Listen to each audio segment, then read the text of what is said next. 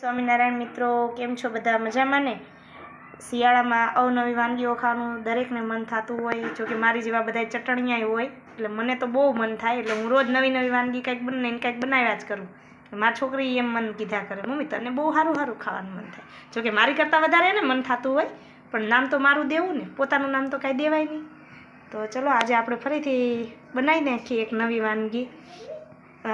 આપણે બનાવવાની છે વટાણા અને તુવેરની કચોરી, જેમાં આપણે વટાણા અને તુવેર બંને લીધેલું છે. જો કે એકલા વટાણાની પણ બની શકે, એકલા તુવેરની પણ બની શકે. આજે આપણે બંને મિક્સ કરવાના છીએ.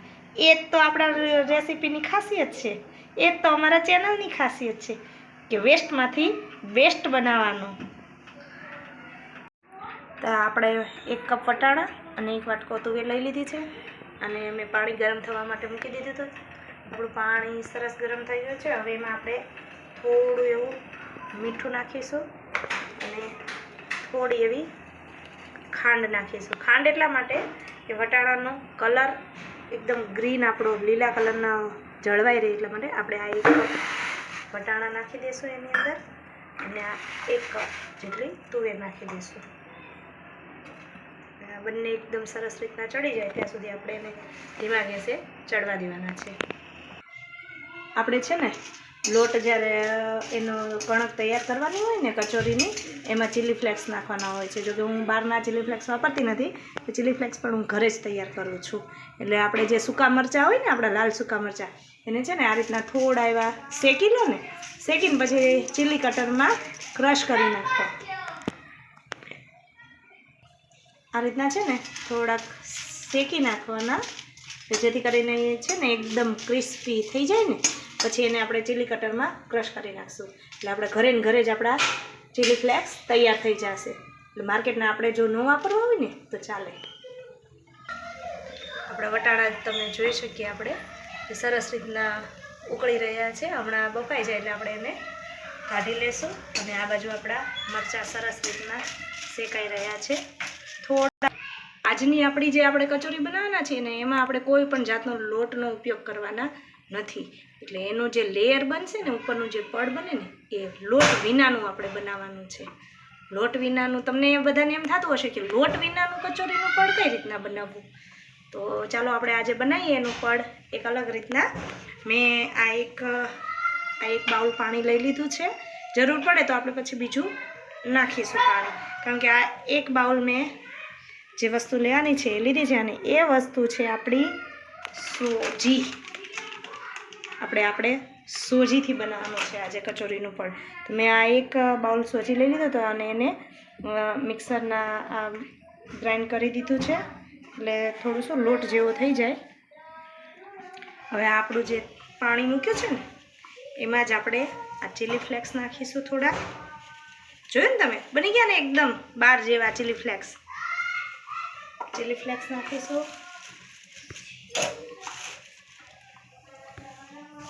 થોડા તલ નાખીશું.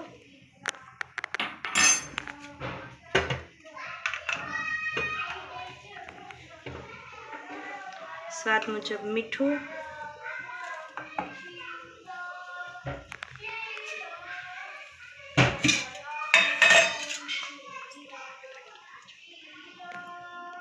એમાં આપણે થોડું એવું તેલ નાખી દઈશું. આપણું પાણી સરસ રીતના ઉકળી જાય ને, પછી આપણે એમાં સોજી નાખી દેવાનું છે. પાણી જો જરૂર પડે તો આપણે ઉપરથી થોડું નાખીશું. આપણા વટાણા જોઈ લઈએ આપણે,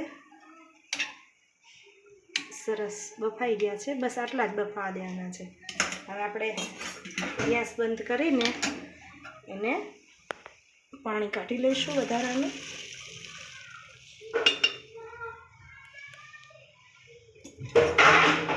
તો આપણે જોઈએ એમ આપણું પાણી સરસ રીતના ઉકળી ગયું છે. બસ આ રીતના પાણી સરસ ઉકળી જાય એટલે આપણે ગેસ થોડો ધીમો કરી દઈશું. ને આપણો જે ગ્રાઇન્ડ કરીને રાખ્યું તો જે સોજી, એ આપણે આમાં ધીમે ધીમે એડ કરતા જઈશું અને હલાવતા જઈશું.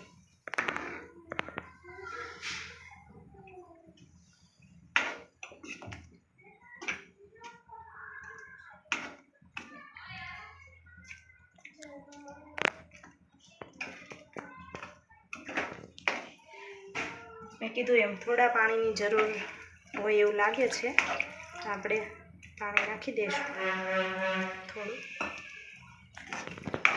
આ રીતના હલાવતા જશું.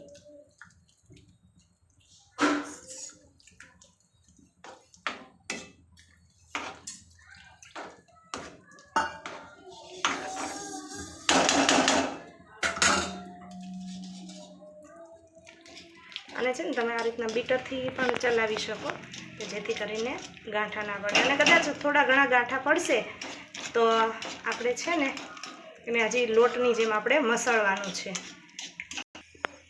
સરસ આપણો સોજી મિક્સ થઈ ગયો છે પાણીમાં. અને આ સ્ટેજ ઉપર આપણે છે ને બસ હવે એને થાળી ઢાંકીને થોડી વાર આપણે પાણી સીજવા દઈશું. આજે આપણે કચોરીમાં છે ને એક એવી વસ્તુ નાખવાના છીએ કે જેથી આપણા કચોરીનો ટેસ્ટ છે ને એકદમ યુનિક થઈ જશે. એમાં આપણે રતલામી સેવ જે આવે ને એને આપણે આ રીતના ચીલી કટરમાં નાખી દઈશું અને એને છે ને આ રીતના ક્રશ કરી નાખીશું. તો આપણે રતલામી સેવ ક્રશ કરીને કાઢી લીધી છે. હવે આપણે એ જ કટરમાં છે ને 2-3 મરચાં,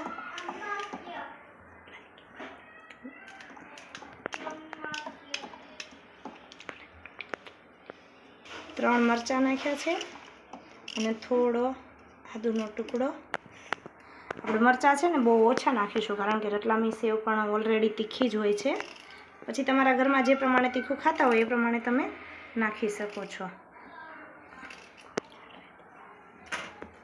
આદુ અને મરચાં એને પણ આપણે ક્રશ. આપણે હવે આ મસાલો જે આપણા વટાણા બફાઈ ગયા હતા ને એ મિક્સરમાં આપણે અધકચરા વાટી લીધા છે, ક્રશ કરી લીધા છે. હવે આપણે એક તવલામાં તેલ મૂકવાનું છે. તેલ સરસ ગરમ થઈ જાય એટલે આપણે મિક્સરમાં આખા ધાણા, વરિયાળી અને જીરું, આખું જીરું, બસ આ ત્રણેય ક્રશ કરી દીધા છે. આખા ભાંગા જ ક્રશ કરવાના છે. હવે આપણે તેલ આવી ગયું છે, એમાં જરૂર પૂરતું આપણે જે દાણાની કર્યું તો એ નાખશું. પછી એમાં આદુ અને મરચાંની પેસ્ટ નાખી દઈશું. એમાં આપણે થોડી હળદર નાખીશું.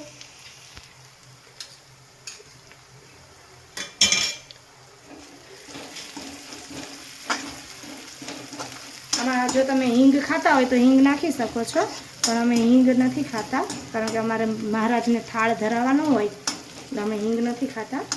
એટલા માટે આપણે જે વટાણાને તુવેર ક્રશ કરીને રાખ્યા હતા એ આપણે એમાં નાખી દઈશું.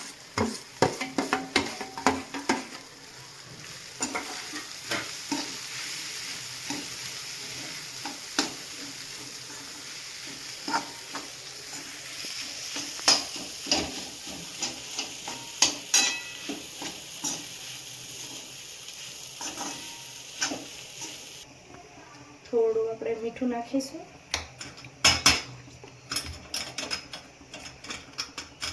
થોડો ગરમ મસાલો,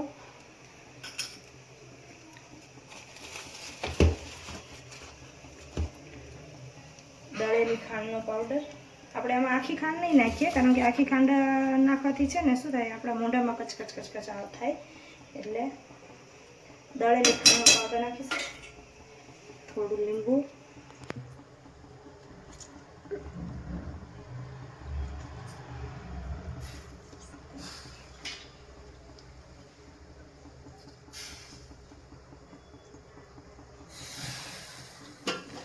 અત્યારે થોડું લીંબુ નાખ્યું છે. આપણે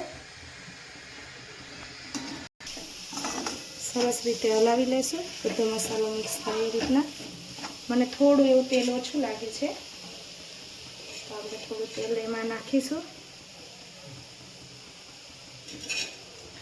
અને છેલ્લે આપણે જે રતલામી સેવનો ભૂકો કરીને રાખ્યો હતો એ આપણે આમાં એડ કરી દઈશું.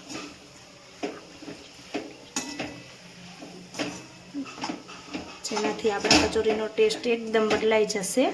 જો તમારી પાસે રતલામી સેવ ના હોય ને તો આપણે મિક્સ ચવાણું જે આવે ને એનો પણ ભૂકો કરીને તમે નાખી શકો છો.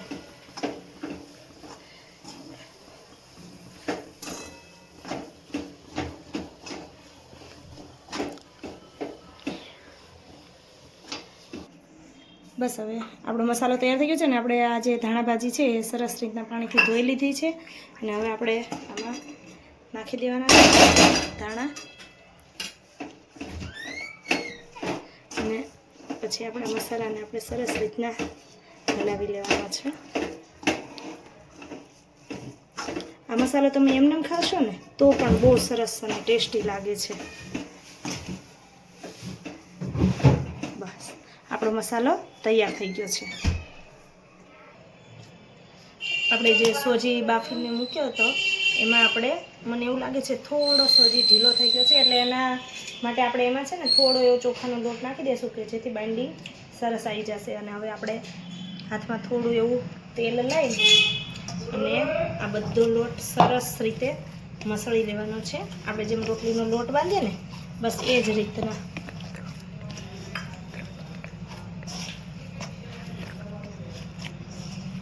બસ આ રીતના આપણે લોટ સરસ મસળતા જઈને એકદમ સરસ ભેગો કરી લેવાનો છે.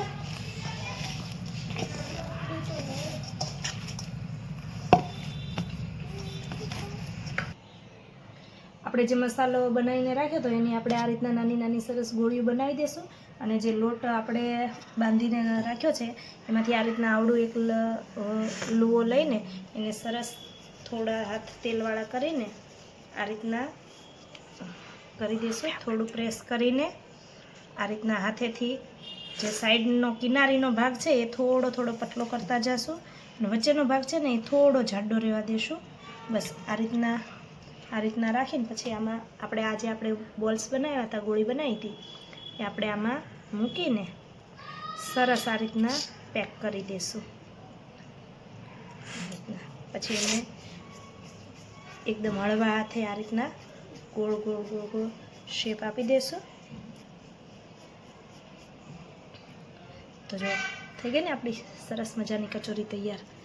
તો આપણે આ રીતના પણ કરી શકીએ અને એ જ કચોરીને થોડા હાથ પ્રેસ કરીને આપણે આ શેપ પણ આપી શકીએ. તમને જે પસંદ હોય એ પ્રમાણે તમે આપી શકો છો.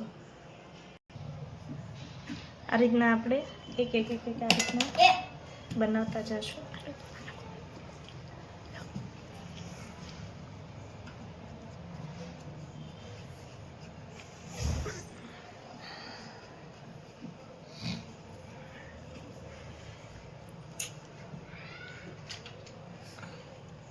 આ રીતના સરસ આપણે બધી કચોરી તૈયાર થઈ જાય ને પછી આપણે એને તળવાની છે. તો આપણે બધી કચોરી સરસ રીતના આપણે તૈયાર કરી દીધી છે. હવે આપણે આને છે ને શેલો ફ્રાય પણ કરી શકીએ અને ડીપ ફ્રાય પણ કરી શકીએ. અત્યારે હું છે ને આપણે જે ગોલગપ્પાની લોઢી આવે ને એમાં આપણે કરવાના છીએ. તો એમાં બધામાં થોડું થોડું તેલ નાખી દીધું છે. પછી એક એક કરતા આપણે આ રીતના આમાં મૂકી દેવાની છે. જો તમારા ઘરમાં તેલ ઓછું ખાતા હોય ને તો તમે આ રીતના પણ બનાવી શકો અને આ રીતના પણ ખૂબ જ સરસ ટેસ્ટ આવે છે. સ્વાદમાં કોઈ ચેન્જ થતો નથી પણ આમાં શું આપણે તેલ ઓછું ખાતા હોય તો આમાં વધારે મજા આવે. અમારા ઘરમાં એમ બી તેલ બહુ ઓછું ખવાય છે એટલે એમ બી તેલ જેટલું ઓછું ખવાય એટલું આપણે હેલ્થ માટે સારું છે. તો બસ હું આ રીતના શેલો ફ્રાય કરું છું. આમાં થોડી વાર રહીને આપણે આ રીતના ઉલટ પુલટ કરીને શેકી લેવાની છે જેથી પ્રોપર બધી બાજુ તેલવાળી સરસ થઈ જાય અને આપણી બધી કચોરી છે ને સરસ રીતના શેકાઈ જાય. એટલે આપણે બધી બાજુથી ઉલટ પુલટ કરીને શેકી લેવાની છે અને બધી બાજુ સરસ એકદમ બ્રાઉન કલર આવી જાય ને ત્યાં સુધી આપણે આને શેકવાની છે. થોડી વાર લાગશે પણ ડીપ ફ્રાય કરતાં શેલો ફ્રાય ખાવાની બહુ જ મજા આવે છે. આપણે જોઈ શકીએ છીએ બધી બાજુથી સરસ રીતના આપણી કચોરી શેકાઈ ગઈ છે.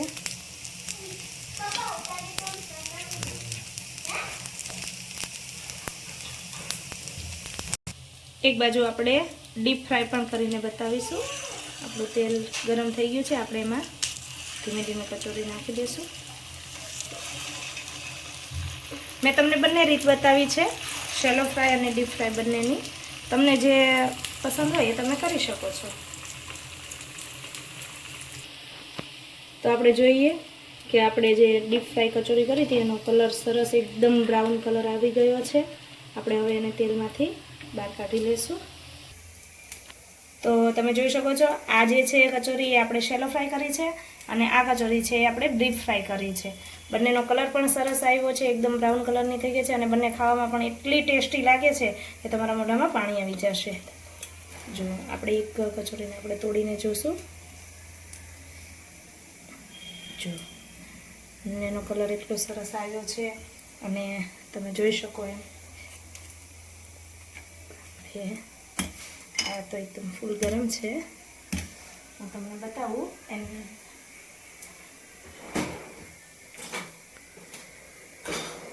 જોઈ શકો કેટલી કરકડી થઈ ગઈ છે, આપણી એકદમ ક્રિસ્પી થઈ ગઈ છે. અને આ પણ કચોરી હું તમને તોડીને બતાવું છું. જો